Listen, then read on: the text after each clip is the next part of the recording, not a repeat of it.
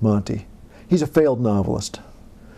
Monty is a guy who is a little like his creator, a Midwesterner who is kind of flummoxed by his own success, is not sure what to do next, thinks in his naivete that it will be an easy thing to do, and promises his editor to write 1,000 words a day until he's done with his next book, at which she blanches, understanding what he is promising. He himself doesn't understand what he's saying. And so the story is in part his trip from that sort of naivete and innocence into a better understanding of what he has in front of him.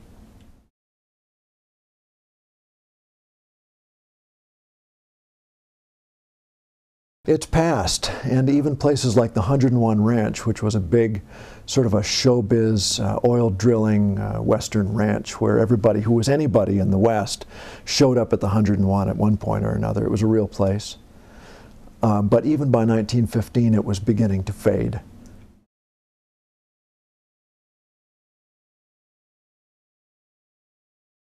The era passed so quickly, and yet it retained such power. I grew up reading Westerns, Zane Grey and Louis L'Amour, and later on, you know, some other ones.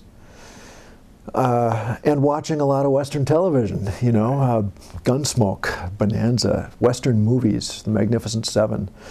And in all of those you have the terrific archetypal Western hero who is triumphant and rides away into the sunset. And sometimes the archetypal anti-hero, the outlaw that we all love, Butch and Sundance.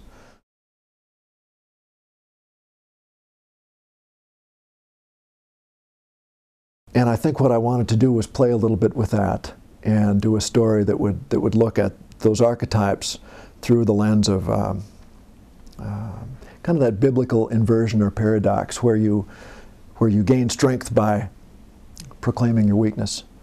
Right. The last shall be first. And I wanted to look at the Western story through that lens and see what would happen.